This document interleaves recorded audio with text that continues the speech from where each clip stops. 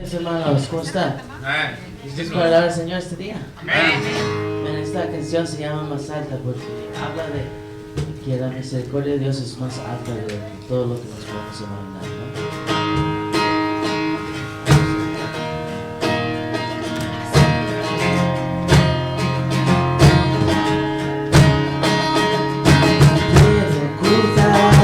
Tras las nubes el sol, pueden los cielos perder su color, pueden caerse en los cielos al mar, pero tu amor nunca se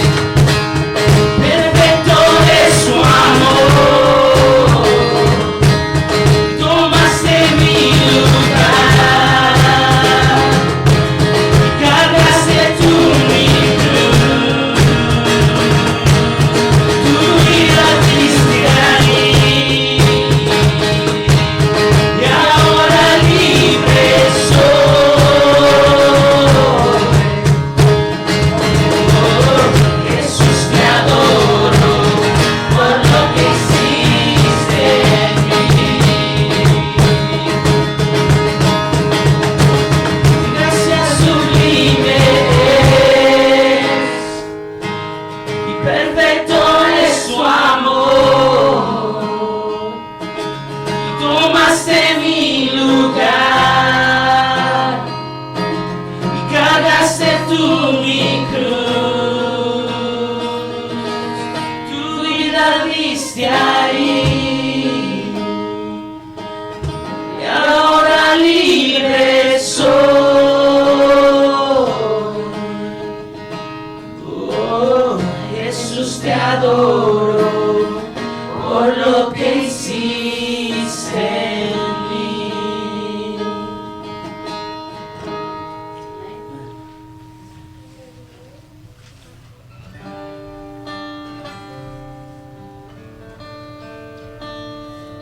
Y anhelo conocerte más, vivir en santidad y en intimidad. Contigo siempre quiero estar, tu gloria contemplar por la eternidad. Y anhelo conocerte más, vivir en santidad y en intimidad. Contigo siempre quiero estar, tu gloria contemplar por la eternidad. Lo único que quiero es adorarte, lo único que quiero es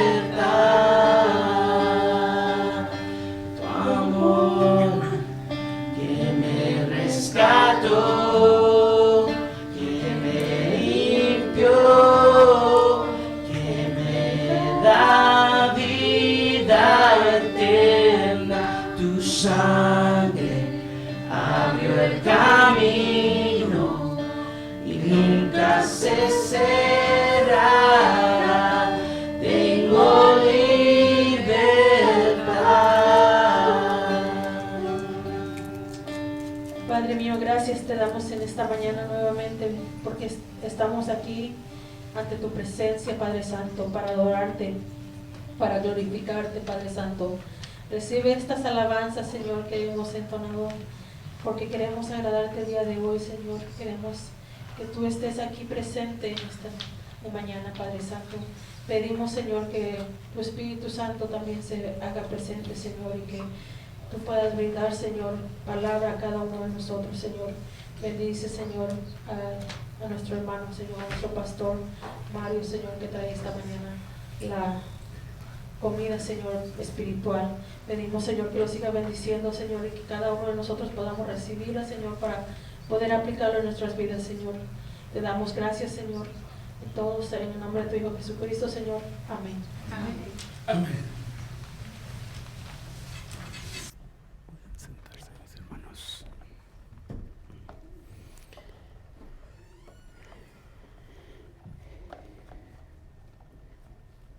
Quiero avisar, hermanos, que el slide que tenemos ahí ahorita es una convocatoria para el próximo domingo. Nos toca nuestra reunión anual y tenemos un programa especial, ¿verdad?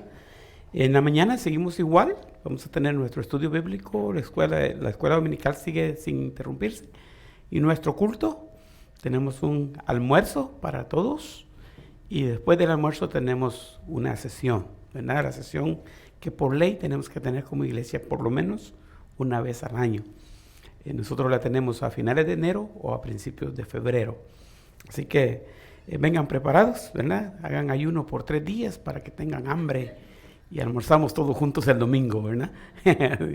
Así que quería mencionar eso antes del mensaje. Sigo con la serie, el llamado de Dios a la iglesia de hoy, Y créanme, hermanos, quizá no es tratar de darnos promoción, pero este tema es bien importante en nuestros tiempos. Quizás mucha gente no le da importancia, pero la iglesia ha sido desviada completamente de los principios bíblicos. Otra vez, siempre cuando digo la iglesia, acuérdense que no estoy hablando de esta iglesia local.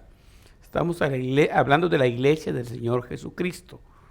En la Edad Media comenzaron a verse ambientes que mostraban que la iglesia se había desviado de la iglesia, y por ahí por los 1600, 1700 vino lo que se conoce como la época de la Reforma.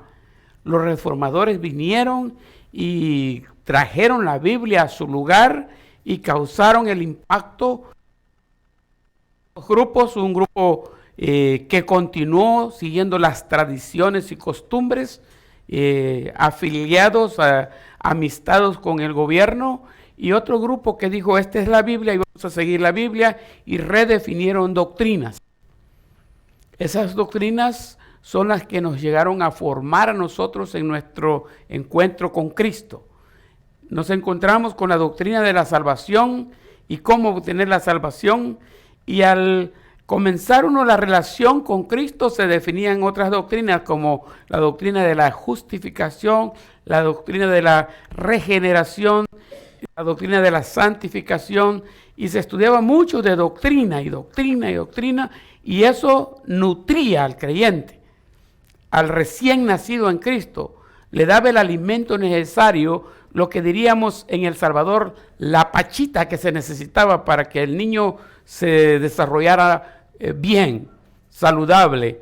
Quizás en otro lugar no le dicen pachita, le dicen el tetero, no sé, mamila, no sé cómo le dicen en su lugar, pero de niños, cuando recién conocemos a Cristo, somos babies espirituales y necesitamos ese alimento de acuerdo a nuestra formación. Según vamos desarrollándonos, así se va cambiando el alimento y se le va dando más solidez, más sólido y más sólido, hasta que Pablo les dice a los hebreos que deberían de tener carne, comida sólida, ¿verdad? Pero esa doctrina, después de un tiempo, yo todavía me crié en doctrina, después de un tiempo vino a ser enfadosa para la gente, porque sentían que los metían en un hoyo, como en un molde, o en un cajón, en donde les enseñaban, esto es lo que ustedes deben creer según la Biblia. Esto es lo que ustedes deben creer según la Biblia. Y las iglesias unas a veces diferían de puntos de vista bíblicos. Y la gente terminó, ¿cuál iglesia local enseña la doctrina correcta? ¿Esta o esta? Y el diablo aprovechó eso para hacer una sola confusión en la sociedad, al punto que las iglesias dejaron de enseñar doctrina. Bueno, digo dejaron y tengo que decir quizás dejamos de enseñar doctrina. Y entonces comenzamos a irnos por un camino en donde se satisface el deseo del oyente. Y a la gente que no le gustaba oír doctrina para nada, no le gustaban los estudios bíblicos, comenzó a demostrar pasión por cosas emocionales que tocan el ser interior, porque la misma vida nos ha llevado a vivir en estado de ansiedad, de depresión y en estado de estrés. Y venimos todos estresados. Yo me recuerdo insistiéndole al grupo de jóvenes que una vez formamos en la iglesia en el estudio de la palabra. Y quería yo diseñar un sistema en donde ellos en sus clases, en sus reuniones de jóvenes, conocieran de doctrina o de las bases de la fe. Y uno de los muchachos me dijo, yo hablaba abiertamente con ellos y ellos tenían confianza conmigo. Pastor, me dijo, ¿really? Venimos de estar 6 días en la escuela metidos en libros. ¿Y quiere que aquí en la iglesia también nos vengamos a meter en estudios? Lo que queremos es un weekend libre de estudios. No queremos estudiar. Y entonces, ¿qué le respondía yo? No. Pues tienen razón, los muchachos tienen unas grandes presiones en la escuela. Y yo mismo les decía, no dejen las materias, saquen las materias, porque así no tienen compromiso en el summer school y nos vamos a divertir.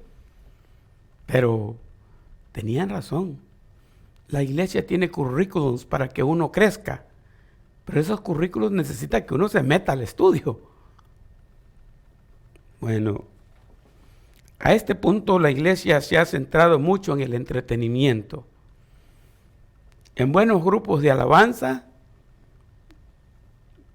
buenas canciones que estimulan el ser pero no conectan con Dios algunas veces, y predicadores que suavizan el evangelio, al punto que las iglesias de hoy día como que hemos perdido la dirección bíblica. Y estamos en una crisis tremenda. La gente ya no quiere venir a las iglesias. En el pasado, la iglesia impactaba a la comunidad sirviendo a la comunidad. Proveían comida, proveían todo tipo de recursos que la comunidad necesitaba. La iglesia dejó de ser eso y el gobierno comenzó a hacer eso. Por eso existe el welfare. Cosa que la iglesia hacía antes, el gobierno comenzó a hacerlo. Y la gente poco a poco comenzó a necesitar menos de la iglesia.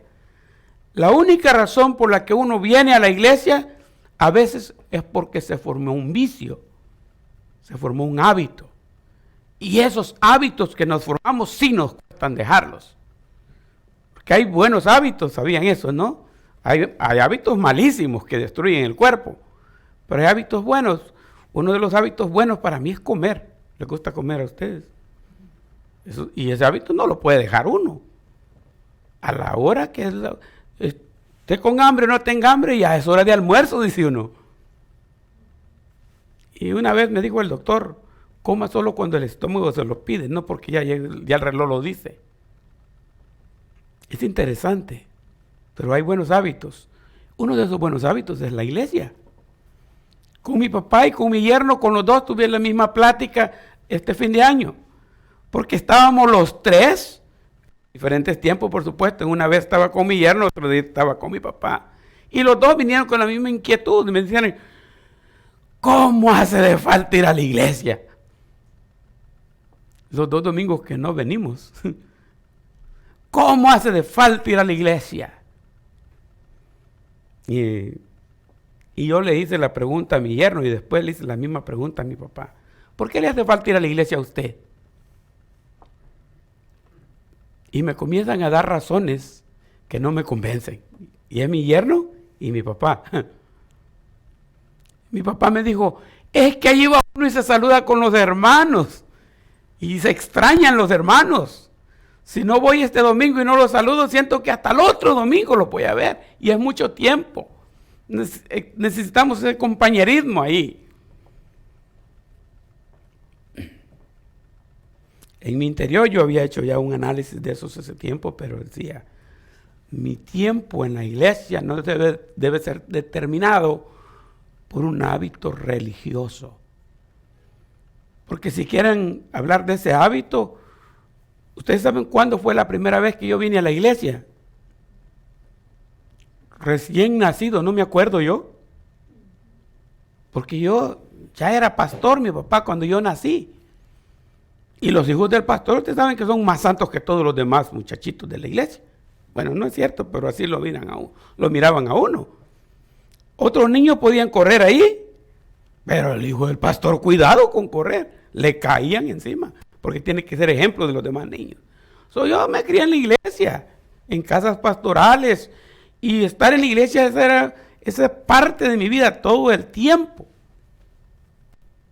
Al punto que si un día me dicen, hay pandemia y la iglesia se va a cerrar, yo entro en pánico, porque no puedo faltar a la iglesia. Y la pandemia no me hizo dejar de ir a la iglesia, yo siempre hice iglesia. Faltamos ni un domingo. El primer domingo que la iglesia estaba cerrada, el templo, desde la casa de mi hijo comenzamos a transmitir y siempre se predicó. Pero este Christmas lo cerramos. No fue la pandemia, fue Christmas que lo cerró. Para celebrar el Día del Señor cerramos. Bueno, interesante, ¿no? Pero eso es otra cosa. Y estaba en la casa yo, ¿y ahora qué hago? ¿Y ahora qué hago si no hay iglesia? Hay que redefinir eso. Porque la iglesia para mí tiene que ser un punto de encuentro con el Señor.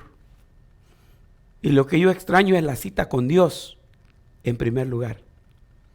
Ahora, en mi cita con Dios, Dios ha establecido parámetros para la iglesia y créanme que el compañerismo es uno de los 5 propósitos de la iglesia que yo predico. Yo digo que la iglesia existe para predicar. ¿Existe para qué más? Para estudiar la Biblia. Le voy a dar una clave. Pesca, ¿se acuerdan de pesca?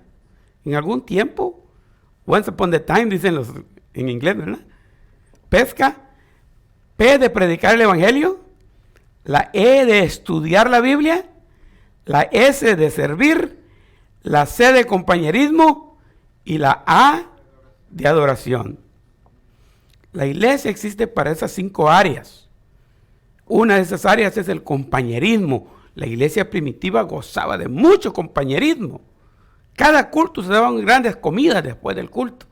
Digo la comida porque es lo que nos atrae a nosotros hoy día también. Tenían compañerismo tremendo. Comunidad era la iglesia. Entonces sí es básico. Todas esas cosas son básicas.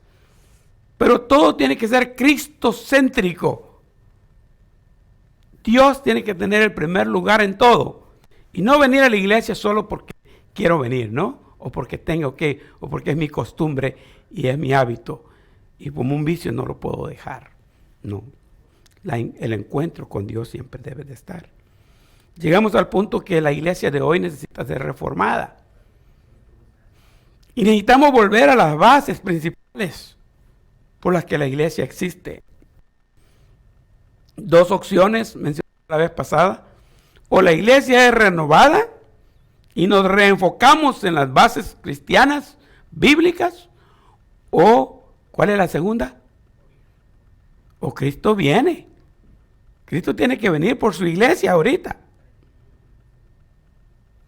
Una de las 2 cosas tienen que pasar. Pero hay mucha preocupación en el área alrededor. Créanme, esta semana me llamaron 2 veces. 2 personas. Llegué hasta la segunda entrevista y ya no volví. En un proceso están buscando un grupo de pastores para discutir de ese tema. ¿Por qué? Porque hay muchas iglesias que están cerrando, muchos pastores que están dejando el ministerio y mucha, pero mucha gente que no quiere volver a la iglesia. ¿Qué hacemos? Dicen ellos. Bueno, yo sigo haciendo lo que he estado haciendo, porque los principios bíblicos no se cambian. Crezcan aquellos o no crezcan, esté bonito aquel, más bonito este, el otro, no estamos para competir.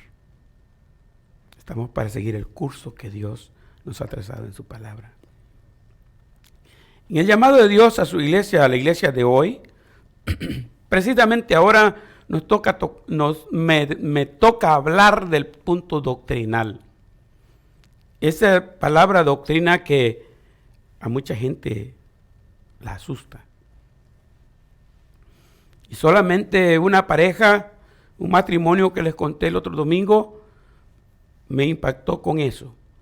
Que llegó a nuestra iglesia el día miércoles.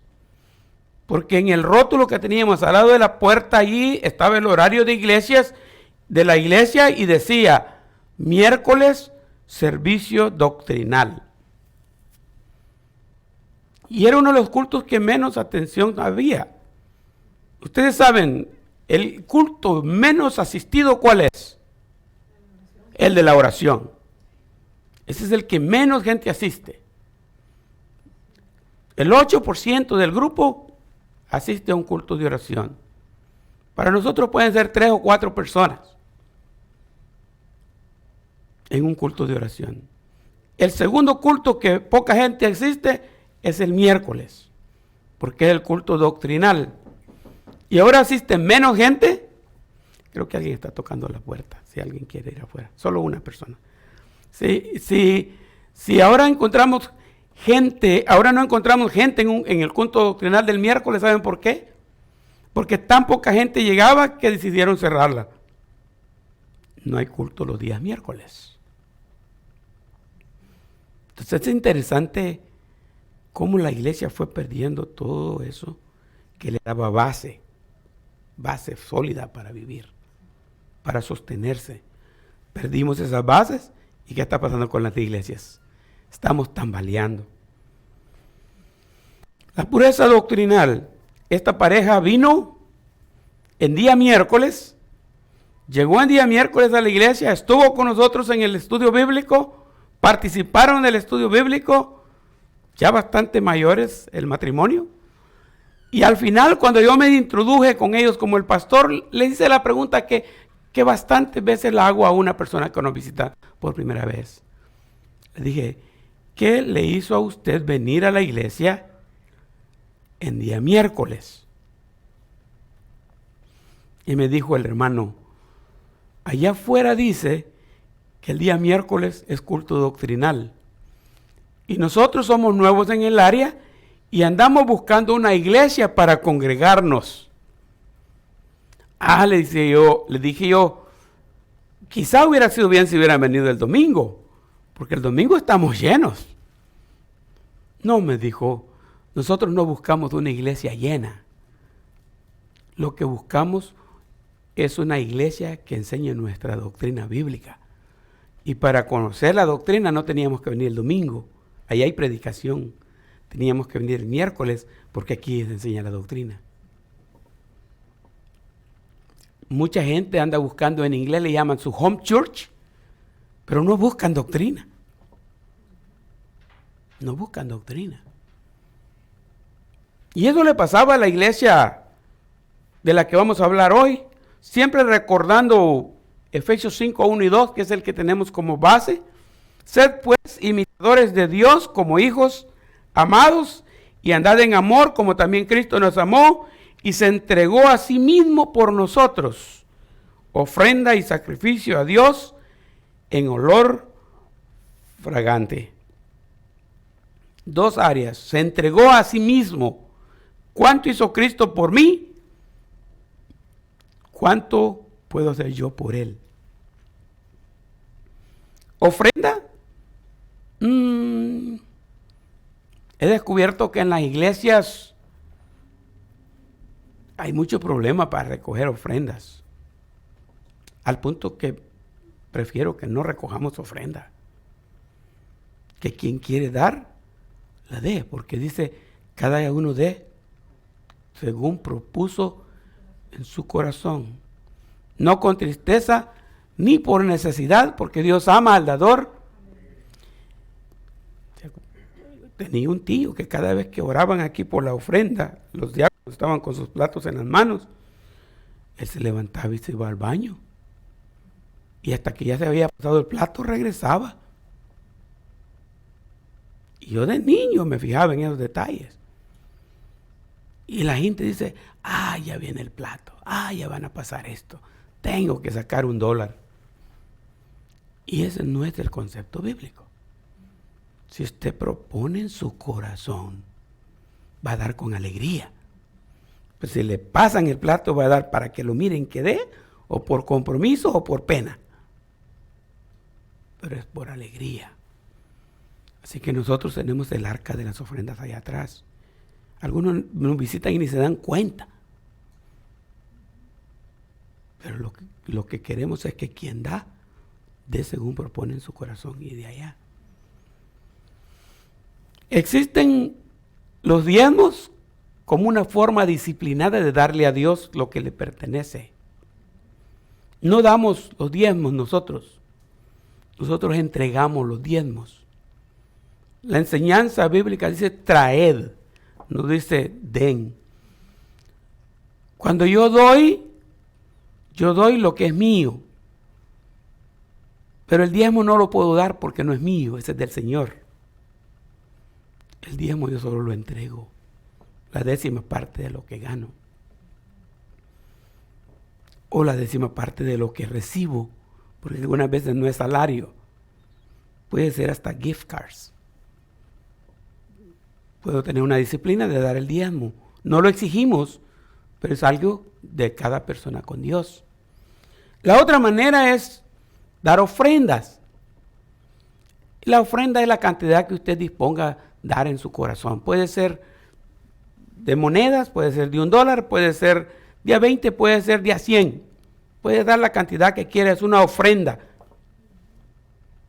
La otra manera de dar, casi no se menciona, pero todavía existe, es limosna. La limosna eran moneditas. Si una cora tiene esa, da lo que sea. Damos limosnas, damos ofrendas, damos diezmos o traemos los diezmos. Algunas veces hay proyectos especiales y recogemos para ese proyecto exclusivamente una ofrenda especial. Alguna necesidad urgente que haya que suplir entre la misma congregación a veces.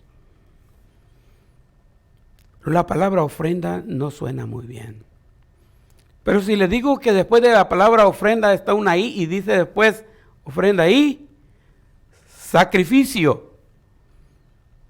Eso es un poco más difícil todavía de obtener el sacrificio. Porque vivimos en un mundo donde nos gusta la comodidad, no el sacrificio. Solo para que vean que en el tema están todas estas cosas. Pero cuando venimos a estudiar la palabra de Dios y nos sometemos y entramos en programas de la iglesia, aunque sea sacrificante, hay recompensa. Nosotros mismos salimos beneficiados porque después pueden venir cualquier loco por ahí hablando tonteras y no le creemos, aunque sea cantidad de gente que se va atrás de ellos. Nosotros estamos sólidos en la fe. Sabemos lo que es la fe verdadera. Por eso es que ahora vamos a hablar directamente del tema doctrinal y voy a pasarlo porque es bien profundo el tema. Esta es la iglesia en una ciudad que se llama Tiatira. Se llamaba Tiatira en Asia Menor. En Apocalipsis 2, 18 al 29 leemos estas palabras. Yo se los voy a leer porque la letra me quedó un poco pequeña. La lectura es un poco más larga hoy. Y escribe al ángel de la iglesia en Tiatira: El Hijo de Dios, el que tiene ojos de llama como llama de fuego y pies semejantes al bronce bruñido, dice esto: yo conozco tus obras y amor y fe y servicio y tu paciencia, y que tus obras postreras son más que las primeras. Pero tengo unas pocas cosas contra ti, que toleras que esa mujer, Jezabel, que se dice profetiza, enseñe y seduzca a mis siervos a fornicar y a comer cosas sacrificadas a los ídolos. Y le he dado tiempo para que se arrepienta, pero no quiere arrepentirse de su fornicación. Y aquí yo la arrojo en cama y en gran tribulación a los que con ella adulteran, si no se arrepienten de las obras de ella. Y a sus hijos heriré de muerte, y todas las iglesias sabrán que yo soy el que escudriña la mente y el corazón, y os daré a cada uno según vuestras obras. Pero a vosotros y a los demás que están en Tiatira, a cuantos no tienen esa doctrina y no han conocido lo que ellos llaman las profundidades de Satanás, yo os digo, no os impondré otra carga, pero lo que tenéis, retenedlo hasta que yo venga. Al que venciere y guardare mis obras hasta el fin, yo le daré autoridad sobre las naciones, y las regirá con vara de hierro, y serán quebradas como vasos de alfarero, como yo también lo he recibido de mi Padre, y le daré la estrella de la mañana. El que tiene oído, oiga lo que el Espíritu dice a las iglesias. La identificación de Jesús y Tiatira. En cada una de las iglesias hemos venido viendo que se identifica a Jesús de una manera y que la iglesia tiene su manera de identificarse también. ¿Cómo se describe Jesús en este pasaje? Se describe de tres maneras, diferentes de las otras cuatro que hemos visto, ¿se acuerdan? Diferentes, a cada una Él se identifica de diferente manera, con diferente nombre, y se identifica así para enseñarles que ese es el área de la iglesia que va a tocar. Si recordamos un poquito, mencionaba que estas 7 iglesias que estaban en el tiempo que Juan escribió el Apocalipsis activas, nos muestran que Dios en Jesús se pasea delante de todas las iglesias y revisa el trabajo que cada una está haciendo, hace una evaluación. O sea, Él viene a IPSA y mira lo que está pasando aquí en nuestro derredor y tiene un mensaje específico para nosotros. Así lo hizo con Tiatira también. Y cuando llegó, Él vino a hablar, como dijimos que tenemos una cuestión doctrinal en esta carta, vino a hablar y se identifica como el Hijo de Dios. Puse al ladito una afirmación de la deidad. En las otras cartas no se identificó como el Hijo de Dios, pero lo que posiblemente se puede más bien asegurar es que en esa iglesia tenían problemas con aceptar que Cristo es Dios. Y por eso Él viene y dice, soy el Hijo de Dios el que habla aquí. Y deidad no debe de ser un problema.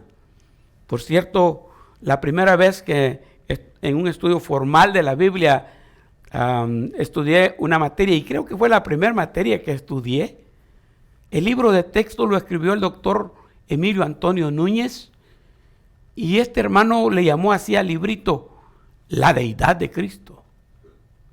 La Deidad de Cristo. Y en ese estudio tuvimos que desglosar claramente que Cristo es Dios. Porque han habido y hay muchas organizaciones que niegan la deidad de Cristo. Nos visitan en la casa los testigos de Jehová, los mormones, los apóstoles de la fe en Jesús. Niegan que Cristo es Dios. Y lo que nos une en la iglesia como cuerpo de Cristo es precisamente eso, que creemos en la deidad de Cristo. Parece que en Tiatira tenían un problema doctrinal de esa era, de ese lado, de esa área, y Él se va a identificar de una vez como el Hijo de Dios, el que está hablando. La otra es, dice, tiene ojos como llama de fuego. Solo imagines una persona con estas dos descripciones. Ojos como llama de fuego y pies semejantes a bronce bruñido. Ojos que todo lo ven. En la lectura dice, todo lo escudriña. En el pasaje dice, conoce todo. Si algo o alguien nosotros tenemos que tenerle cuidado, es al ojo de Dios, al ojo divino. Porque este ojo divino está aquí, ahora, y está viéndonos a todos nosotros aquí, pero aparte de que está aquí, entre todos nosotros, está adentro de mí viendo lo que yo estoy pensando, lo conoce, y vive dentro de mí y conoce cada una de las partes de mi cuerpo. No hay nada, absolutamente nada que le sea oculto. Transparencia, Él sabe realmente quién soy yo. El ojo divino, no hay nada que se le pueda ocultar. Nosotros a veces tratamos de, pero con Dios no se puede.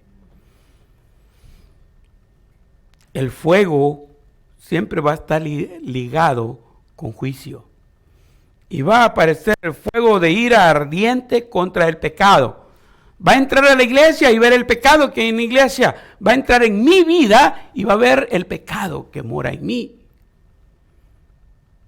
Y ahí viene el juicio. Tiene pies semejantes al bronce bruñido. Otra vez, el juicio está por caer. De las referencias de este pasaje puede encontrar el Salmo, creo que es el 110, que dice, siéntate a mi diestra, Dios hablándole a Jesús su Hijo.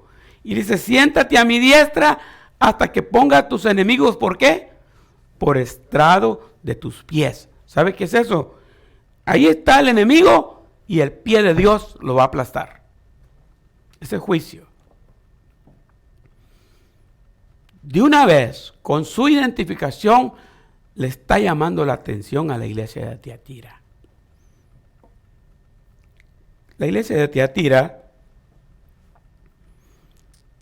es interesante. Yo puse en este slide, puse un pequeño mapa en donde pueden ver ustedes las 7 iglesias de Asia Menor. Comenzamos con esta iglesia de aquí, Éfeso. Patmos es donde Juan recibió la escritura, se le dictó el Apocalipsis. Éfeso, Esmirna, Pérgamo, Tiatira. Venimos ya de regreso en el círculo que hay.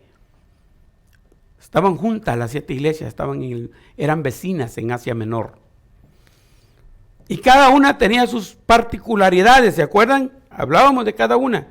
¿Cuál es la particularidad de Tiatira? Vamos a ver aquí en este pasaje. Por ejemplo, dice, esta es la carta más grande a las 7 iglesias, pero es una ciudad y una iglesia de las más pequeñas de las 7. Una iglesia de las más pequeñitas recibe una carta mucho más grande y detallada que las otras iglesias.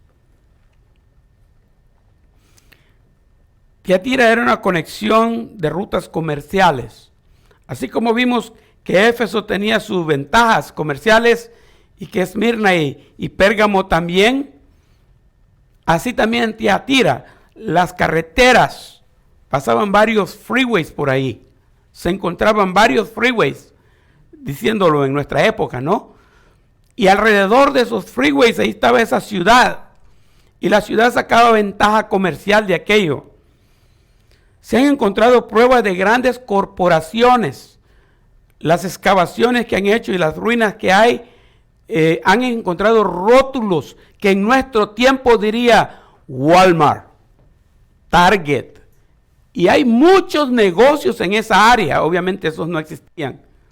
Pero en aquel tiempo eran grandes corporaciones que manejaban cantidades grandes de comercio, tiendas grandes, centros comerciales han encontrado allí en esas excavaciones.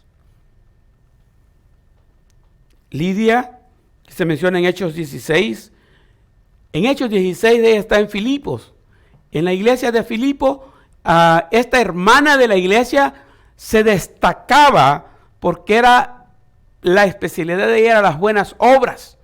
Y ella tejía ropa para los necesitados. Era costurera. Y ella sabía, las costureras de aquel entonces no era solo de ir a comprar la tela, había veces que había que hacer la tela. Entonces ella tejía lana y lino y tenía su talento, su profesión al servicio de la iglesia y ayudaba a los necesitados ella. Pero el pasaje dice claro que ella había venido de Tiatira, había sido creada en Tiatira. Y en Tiatira, toda la gente que se creaba en Tiatira aprendía la maquila. Y ahí habían pintores, ahí habían talabareros, talabastros, trabajaban en todo tipo de artesanía, los negocios. Esta ciudad era abundante en fuentes de trabajo. Y la gente, todos sabían hacer un trabajo. Esa es la iglesia. Tenía dinero, aunque fuera pequeña, porque tenía muchas fuentes de ingreso. Dios va a hablar a esta iglesia y le va a dar un elogio, como lo hizo en varias iglesias, casi en todas. Le va a elogiar, le va a admirar algo y la va a alabar por algo. El elogio tiene que ver con esto. Dice los versículos, yo conozco tus obras. Y yo lo desglosé así en líneas, para que nos fijemos cada área que Dios observa en esta iglesia. Y le dice, yo conozco tus obras. Luego viene una línea de is. Y amor. Y fe. Y servicio. Y tu paciencia. Y que tus obras postreras son más que las primeras. Ahí está el elogio. Arriba en negro escribí dos, Éfeso y Tiatira, porque en mi mente hice una comparación.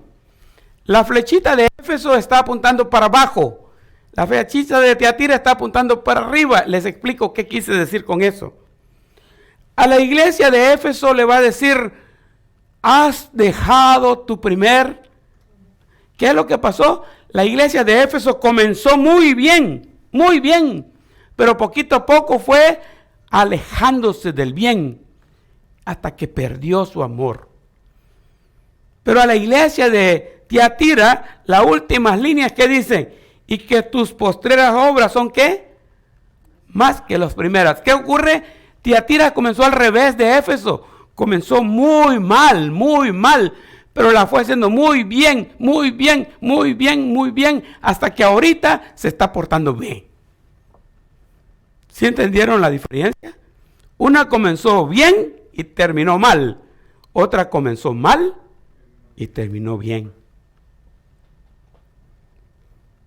Ahora, qué bueno que ahí se terminara la carta, no solo con los elogios, porque a nosotros eso nos gusta, que nos elogien. Pero que nos reclamen, no, eso está peligroso. Mejor me voy, dicen, o mejor no voy. Para que me regañe el pastor, mejor no voy a la iglesia. Pero le reclaman, viene un reclamo. El reclamo está, yo lo dividí prácticamente en dos líneas simplemente. Estas dos líneas de reclamo dicen así. La primera, tengo contra ti que ¿qué? Que toleras a esta mujer Jezabel. Escribí al lado nombre simbólico. No hay pruebas que en Tiatira haya existido una mujer con ese nombre, Jezabel.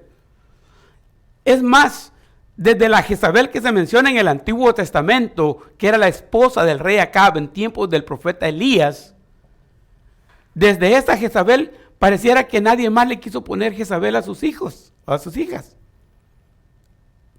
En nuestros tiempos quizás sí hayan. Si hay alguien que no sabe la historia verdadera de Jezabel de la Biblia. Esa Jezabel de la Biblia agarraba como enfoque atacar a los profetas de Dios. Los apedreaba y los mataba. Era temible en su época. Al grado que el profeta Elías está aquí, hace ese sacrificio y derrota a los profetas de Baal, porque el Dios de Elías desciende fuego del cielo y consume el sacrificio. El Dios de los Baales o los dioses, el Dios Baal no respondió. Y se decreta que el Dios de Elías es el Dios verdadero. El rey Acab respeta eso y lo entiende, pero llega deprimido a la casa y dice, ¿qué te pasa? Le dice Jezabel, Elías nos derrotó ahorita. Dice Jezabel, te derrotó a ti, derrotó a esta gente, pero a mí no. Mañana a esta hora, él va a estar derrotado. Y comenzó una cacería que en nuestro tiempo diríamos, el FBI, el CIA, el Secret Service, todo el mundo se lanzó a buscar a Elías. Por orden de la reina. Y sin escatimar esfuerzos, lo que sea por matar a Elías. Y Elías, que acaba de derrotar una cantidad de cientos de profetas, le tuvo miedo a una mujercita que se llamaba Jezabel. Esa mujer era terrible, terrible y destruía.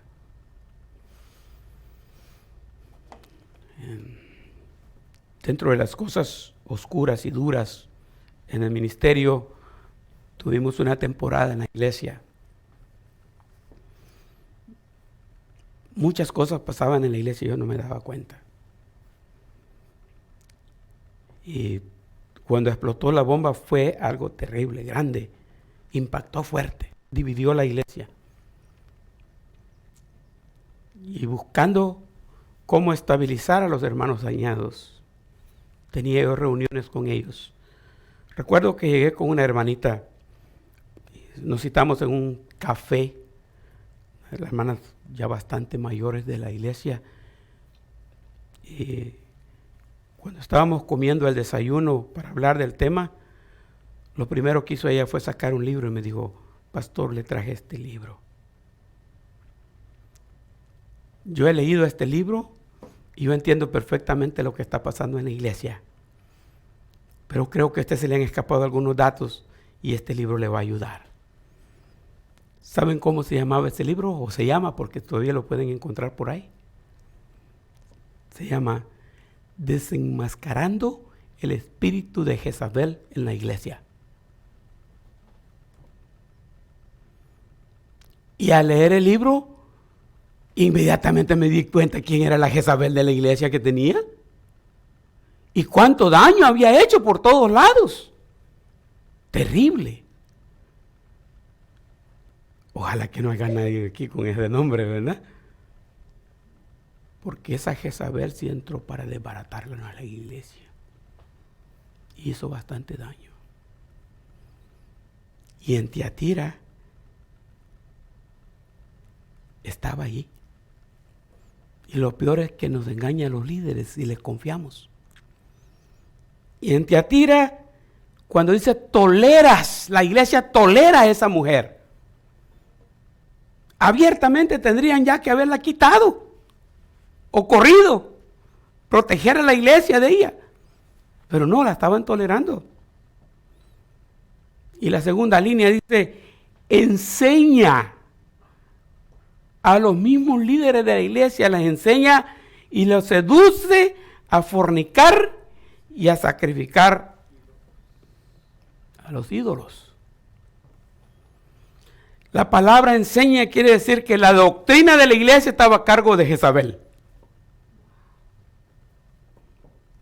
Y los hermanos decían amén, amén, amén a Jezabel. Y le seguían la corriente a Jezabel y aprendían de Jezabel. Y no se daban cuenta, incluso le va a decir que era una cueva de Satanás ahí en el versículo. La iglesia se había convertido en una escuela satánica. Y los líderes lo habían permitido. Y muchos líderes hasta habían entrado en el jueguito de la fornicación y del sacrificio a los ídolos. En esa burbuja de aquí abajo siempre pongo esto porque, mire hermano, hasta ahorita yo reviso el libro de los jueces. Hágalo usted también si quiere. Acéptelo como un reto y estudie la Biblia, aunque sea esta semana. Pero el libro de los jueces le va a enseñar el ciclo vicioso de Israel. No tenían rey porque Dios usaba jueces para gobernar el pueblo. Recién conquistaron la tierra prometida de Canaán. Cuando Josué desapareció, jueces quedaron gobernando. Y estos jueces venían, ¿por qué? Porque el pueblo se había desviado de Dios y Dios mandaba un líder como Gedeón o como Débora misma. Y estos líderes aparecían en el pueblo, liberaban a Israel, el pueblo regresaba a Dios por la guianza de estos líderes y después de un tiempo el pueblo volvía a caer en su jueguito de ofender a Dios. Al punto que Dios los desechaba, los descuidaba y entonces eran atacados por sus enemigos. Por castigo de Dios, permitía que sus enemigos los invadieran y hacían destrozos en Israel, hasta que Israel otra vez reaccionaba y decía, nos hemos apartado de Jehová, y Jehová mandaba otro líder. Y ese líder venía y regresaba el pueblo a la dirección a Dios, y otra vez el mismo ciclo. 12 jueces, y todos pasaron por el mismo ciclo. El último de ellos fue Samuel. Samuel hizo 3 papeles, uno de los admirosos en la Biblia. Hizo el papel de juez, de profeta y de sacerdote. Es el último de los jueces. Él ungió a David. Ungieron a Saúl, Samuel. ¿Sabe? Ese ciclo vicioso que había en la iglesia. Nosotros pecamos de diferentes maneras. Yo sé que de repente un rollo de papel higiénico, un lapicerito o cualquier cosita por ahí no es tan significativa y a veces caemos en el jueguito de llevarnos cositas. A veces sin intención. ¿Sí? Una vez nos dimos cuenta que al llegar a la casa en el chaleco llevaba una cosa que no pagamos. Nos robamos eso sin intención, pero se fue. Y no pilló la alarma. Qué bueno, ¿no? Pero los pecados que hacían que Dios trajera el juicio sobre Israel siempre fueron 2. La depravación sexual y la idolatría. Esas siempre Dios las castigó duramente. Y así evaluó a Sodoma y Gomorra. Y así evaluó en el tiempo de Noé. Y así evalúa hoy. La depravación sexual, la inmoralidad sexual, ese es un tema ahorita, hermanos, que está sin control, totalmente sin control. Y nosotros en la iglesia lo toleramos, participamos de eso.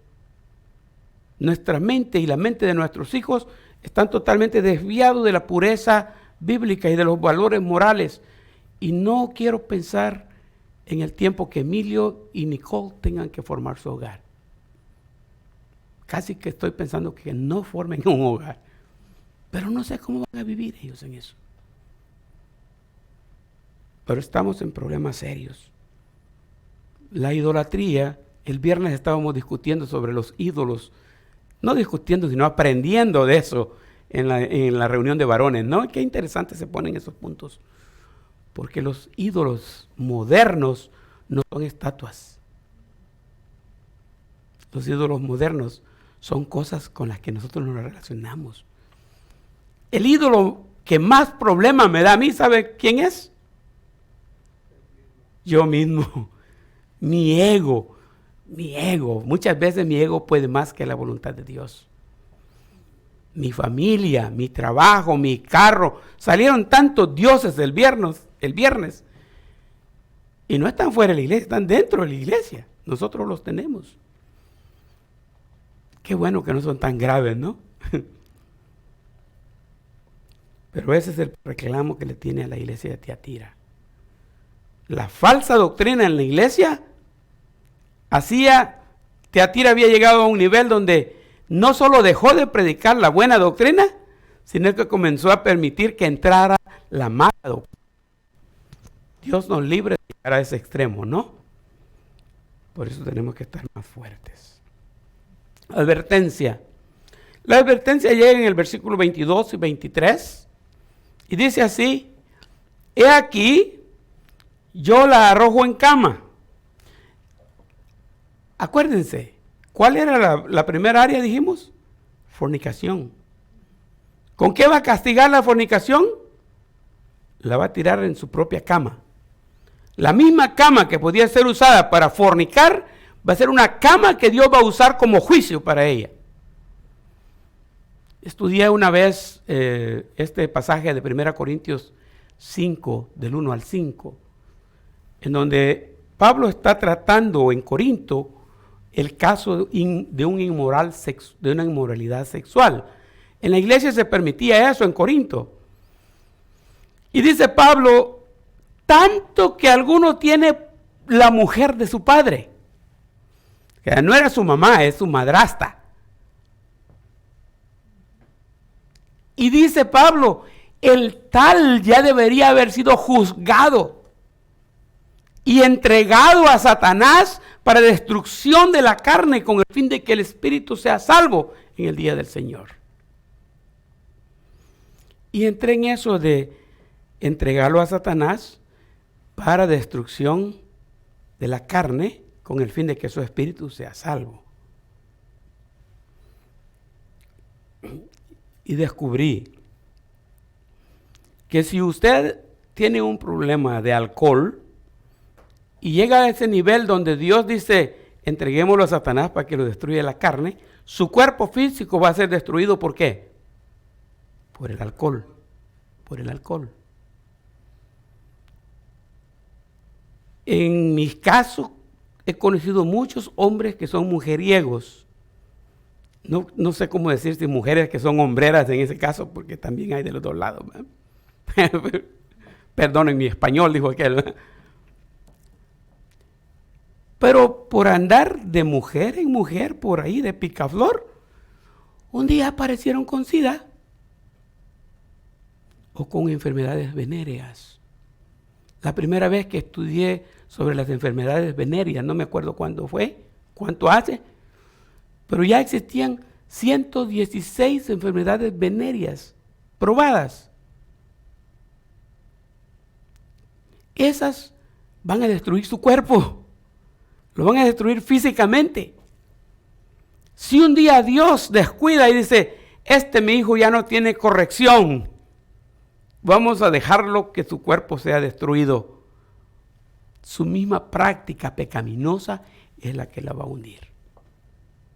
De eso va a morir. He aquí yo la arrojo en la cama. No termina ahí. Y en gran tribulación a los que con ella adulteran, si no se arrepienten. Para ella no hay un chance de arrepentimiento. Para ellos sí hay un chance de arrepentimiento. Y luego dijo, y a sus hijos, ¿se acuerdan que el pecado alcanza hasta la tercera y cuarta generación? Aquí dice, y a sus hijos heriré de muerte.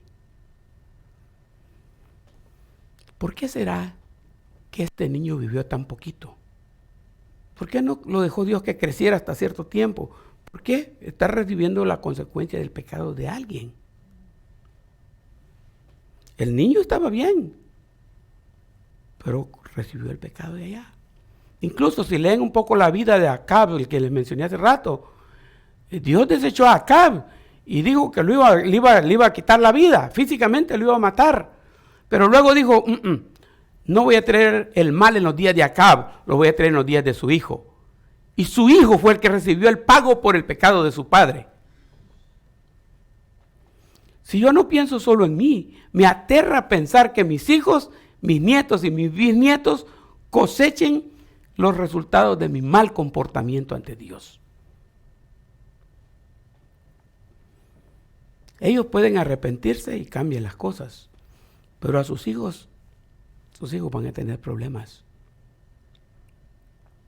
Y luego no se terminó ahí, ¿no? Sus hijos heriré de muerte, dice. Y luego dice, y todas las iglesias sabrán que yo soy el que escudriña la mente y el corazón, y os daré a cada uno según vuestras obras.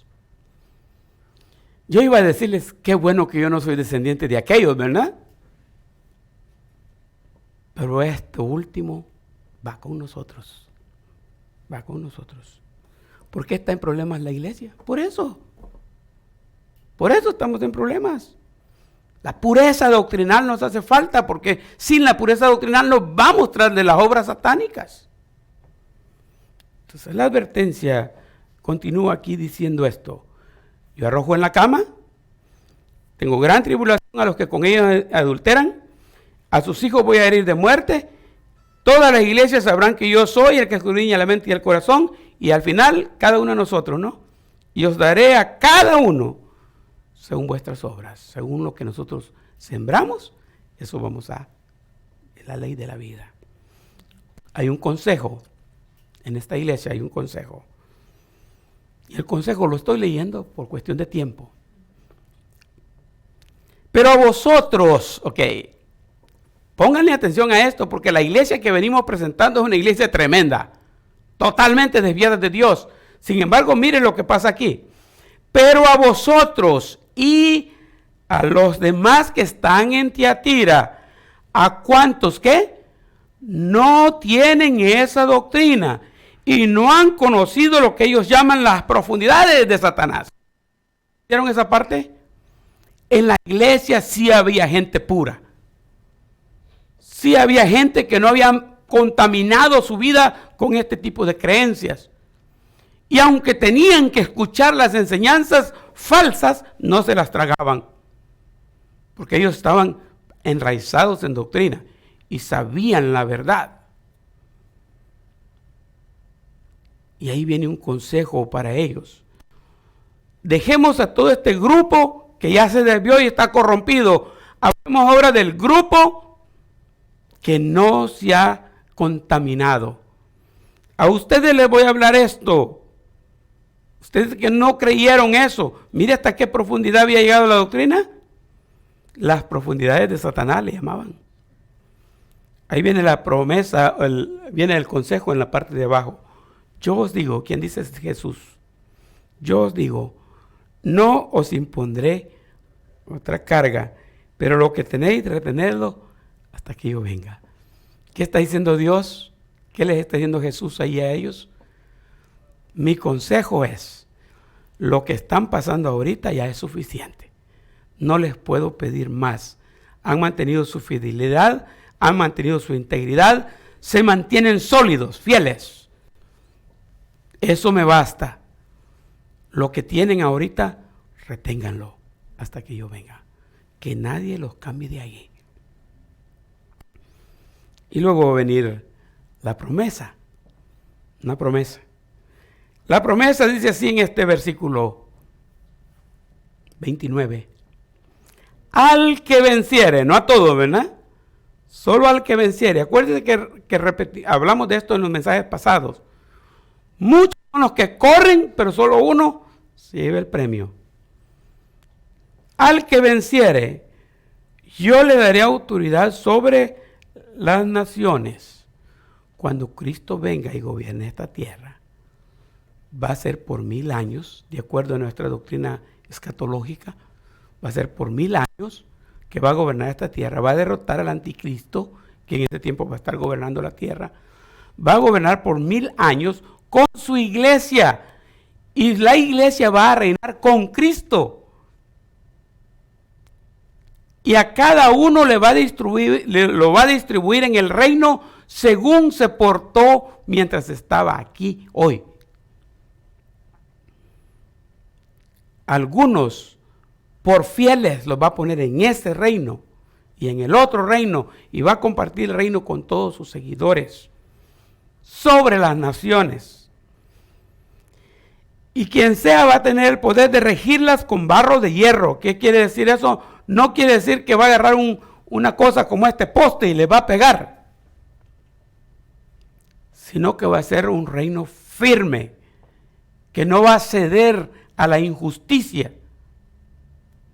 que no va a ser comprado con dinero como hoy día.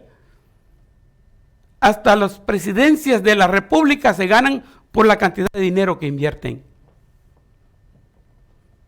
Ese reino no va a ser así. Y le daré la estrella de la mañana.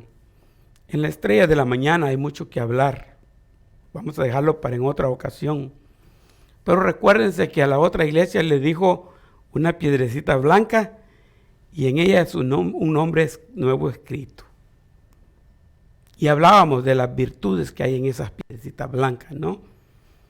Algunas son como trofeo, Pero la que más me impacta a mí, y quisiera que así sea la mía, es esa que tiene el nombre escrito y está partido por la mitad. Y Jesús tiene una mitad y yo tengo la otra mitad. De modo que si ustedes miran la mitad mía, dice, ¿y qué dice ahí? Pues no sé, porque solo hay unas cuantas letras, el resto están allá.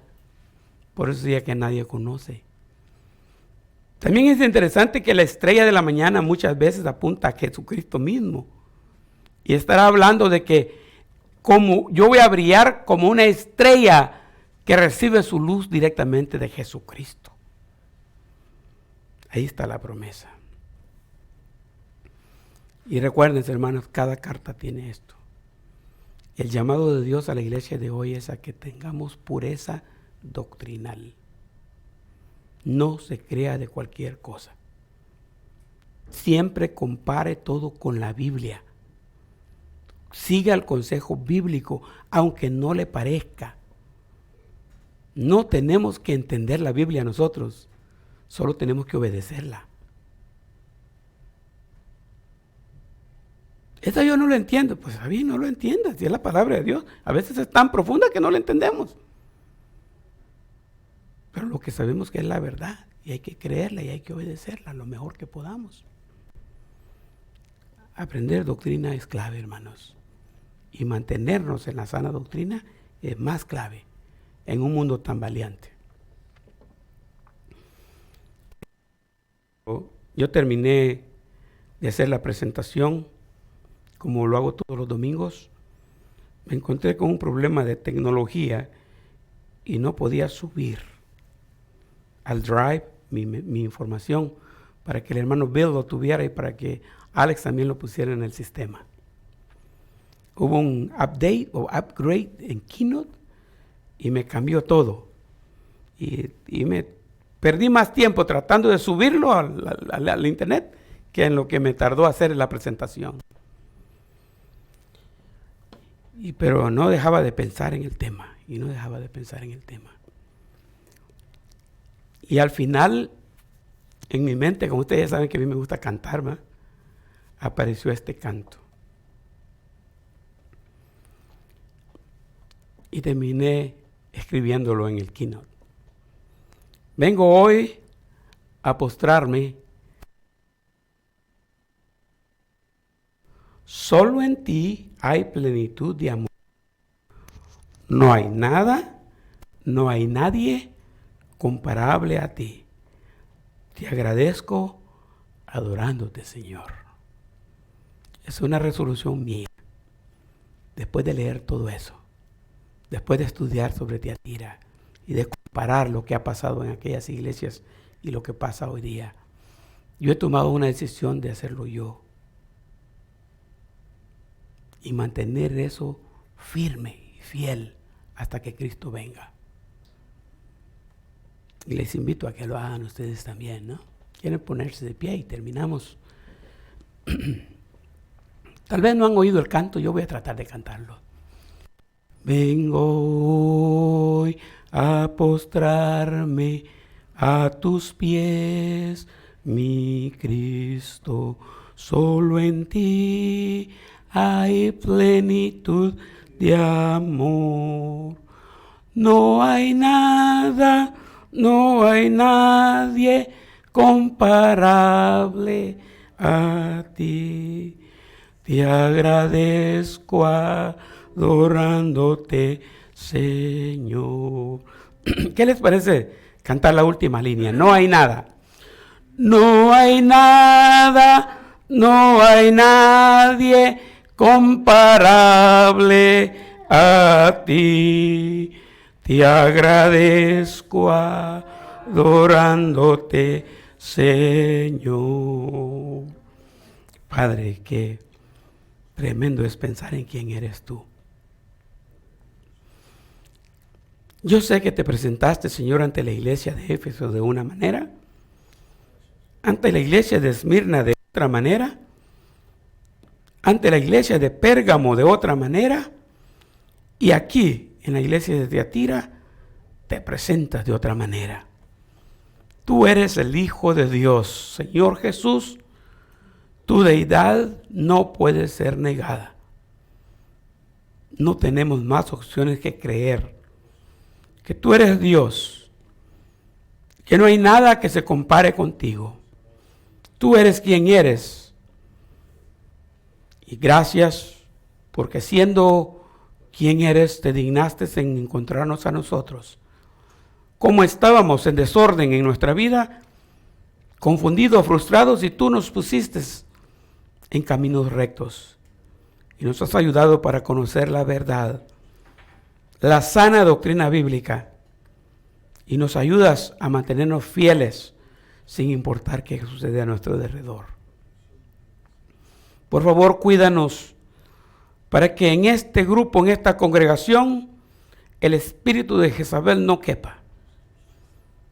Que los espíritus de división que nos traen motivación para dejar la iglesia, para dividir la iglesia, para desanimarnos, para sembrar pleitos y rencores, traer rencillas, calumnias, chismes, que todo eso desaparezca por completo de nuestras vidas. Que nos concentremos en el fruto del Espíritu. Amor, gozo, paz, paciencia, benignidad, bondad, fe, mansedumbre y templanza. Ayúdanos, porque queremos ser fieles a ti, mantenernos con nuestros corazones y vidas consagrados cada día más y más a ti. Ayúdanos a perseguir la santidad y ayúdanos a esperar ese día cuando Cristo aparecerá de nuevo y que las promesas que están escritas al que venciere las podamos heredar nosotros. Gracias, Dios, por este tiempo. Estamos listos para irnos a casa y vamos contentos de estar contigo aquí y deseosos de regresar a la próxima cita contigo en este lugar. Mientras confiamos en tu protección y tu provisión para esta semana. Protégenos del mundo malo en que vivimos. Cada día hay más personas que han perdido control en la calle. Nos encontramos con ellas. Gracias por tener cuidado de nosotros, de nuestras familias y de nuestros trabajos para que el pan de cada día nunca falte. Gracias porque en nuestro refrigerador siempre hay el alimento. Y confiamos que no solo para nosotros, sino para ayudar a alguien más que lo necesite. Dios, te bendecimos y te alabamos. Pedimos tu bendición con cada uno de nosotros al retirarnos de aquí. Hacemos en el nombre de Cristo Jesús. Amén. Que Dios nos bendiga, hermanos. Amén.